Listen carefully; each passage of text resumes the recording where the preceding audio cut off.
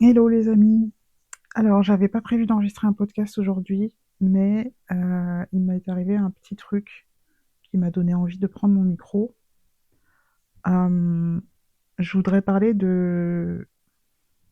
comment dire, de la fatigue, pour faire large, mais plus précisément de la fatigue sociale et de la fatigue énergétique.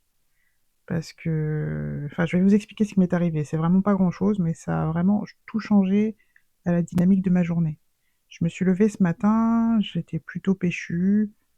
Euh, je suis toujours en burn-out, donc c'est pas non plus l'énorme boost d'énergie des jours où on a la pêche. Mais j'étais, voilà, je me disais, bon, voilà, une journée tranquille, mais plutôt bien, quoi.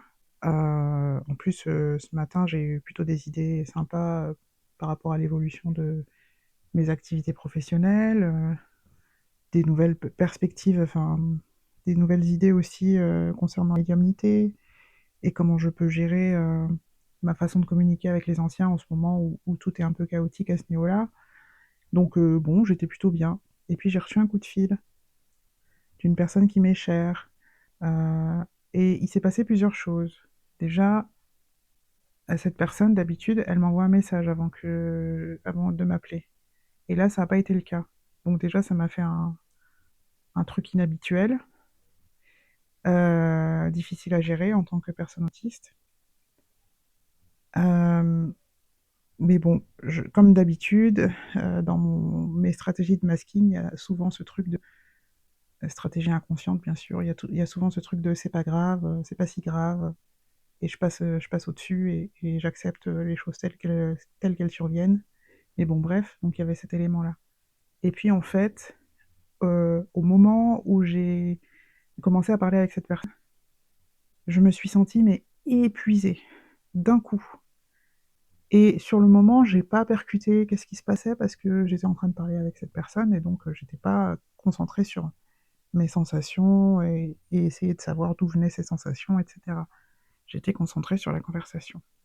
Et donc, euh, au bout d'un moment, cette personne me dit qu'elle n'est pas dans un bon jour et et qu'elle n'est pas très en forme, quoi. Et là, je me dis, bingo, c'est ça.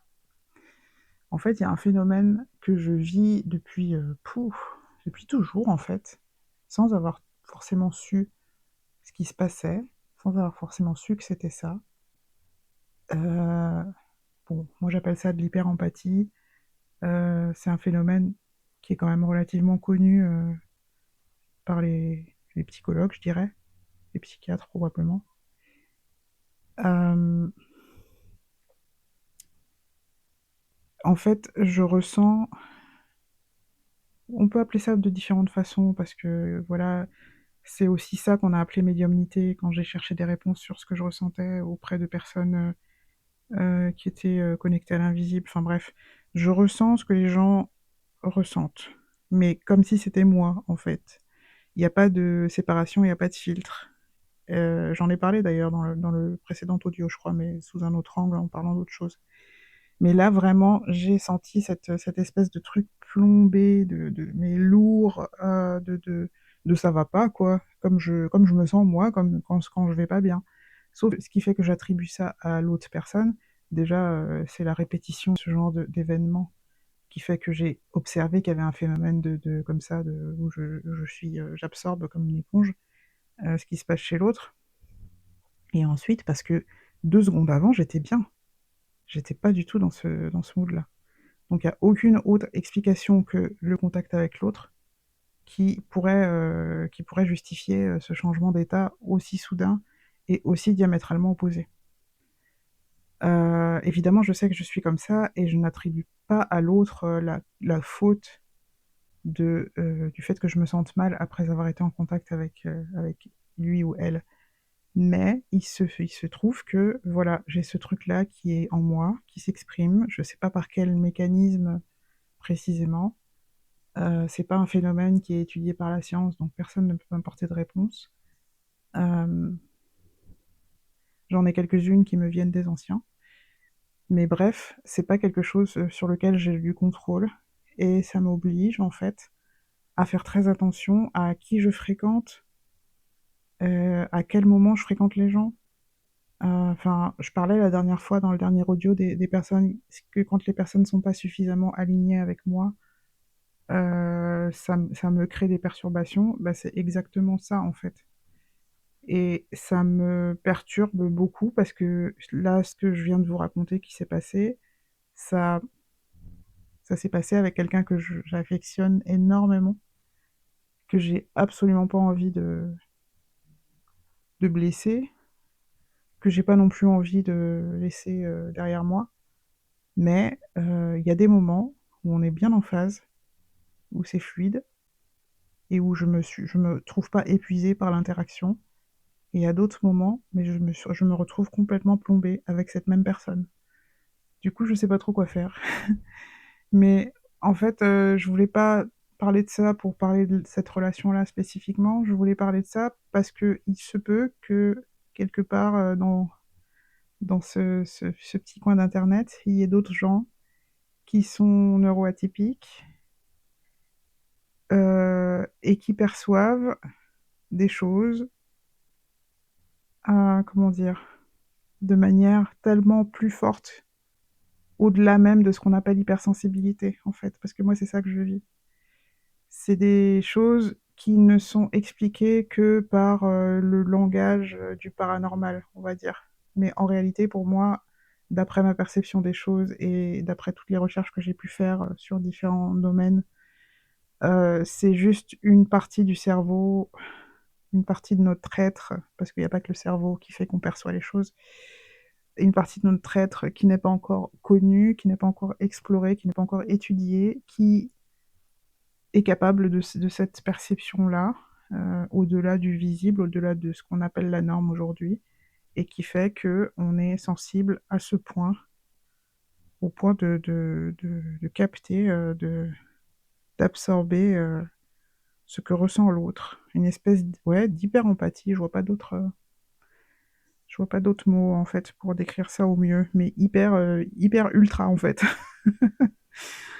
Donc, bah, si tu m'écoutes et que tu te ressens comme ça, toi aussi, que tu as l'impression que tu absorbes, de manière, immédiate, et très claire, très forte, très précise, les ressentis de l'autre, ses émotions, ses pensées, son état d'être, c'est même son état physique, parce que aussi, il peut y avoir ça, dans ce que je perçois moi. Donc si tu as ce genre de perception, je serais heureuse, de savoir que je ne suis pas seule. Parce que pour l'instant, je n'ai pas rencontré grand monde qui vivent ça. Je m'en suis longtemps culpabilisée. Et puis j'ai longtemps cru aussi que je pouvais y faire quelque chose. Que c'était parce que, voilà, j'étais trop, que je savais pas mettre des limites, vous savez, tout ce genre de discours qu'on dit, aux gens qui sont comme ça. C'est pas forcément vrai. Ça a pu être vrai à une époque, et peut-être que j'allais mettre des limites, et quand je l'ai fait, que j'ai constaté que ça changeait rien, bah, au bout d'un moment, ça marche plus, quoi. À un moment donné, il faut se rendre à l'évidence. Heu, voilà. Je Donc il y a ce qu'on appelle la fatigue sociale chez les personnes autistes. Je sais pas si on parle de ça chez les personnes TDAH. Je l'ai plus souvent entendu chez les personnes autistes, mais à mon avis, ça doit exister aussi chez les personnes TDAH. Donc ce qu'on appelle la fatigue sociale, pour moi, ça s'exprime quand, voilà, on discute avec quelqu'un et puis en fait, on est fatigué par l'interaction, mais pas comme si on absorbait l'émotion de l'autre. C'est vraiment le fait d'avoir dû faire un effort social qui qui fait qu'on est fatigué et qu'après on a besoin de se ressourcer ou même on a besoin d'écourter l'interaction, voilà. Ça, je connais. J'ai déjà vécu ça, je connais aussi. De toute façon, je suis autiste, donc voilà. Mais là, on est à un degré supérieur où la fatigue, elle intervient à la première seconde où le contact est fait avec la personne et c'est pas graduel, c'est pas, quelque chose qui découle d'un effort que je fais, c'est juste une perception. Donc il se peut que tu sois autiste et que tu confondes fatigue sociale et fatigue énergétique, je vais l'appeler comme ça.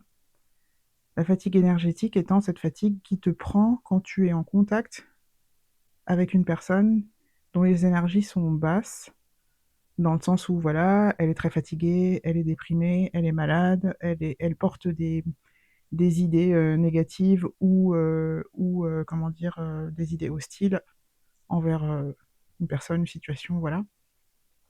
Tout ça, ça peut générer de la fatigue énergétique. En tout cas, c'est ce que j'ai remarqué chez moi. Donc voilà, je voulais juste déposer ça là, au cas où quelqu'un se reconnaisse dans ce phénomène, à la fois pour que cette personne, si elle se reconnaît, se sente moins seule dans ce vécu-là, et aussi pour moi-même, si jamais j'arrive à entrer en contact avec une personne qui se sent comme ça me fera du bien aussi. Voilà, je crois que c'est tout pour aujourd'hui. Euh, je vais du coup aller me reposer parce que je suis encore dans le nuage de cet événement-là, qui est vraiment anodin, mais qui m'a laissé dans un état assez, ouais, assez pesant et pour longtemps visiblement. Donc on va voir comment ça va évoluer. À bientôt.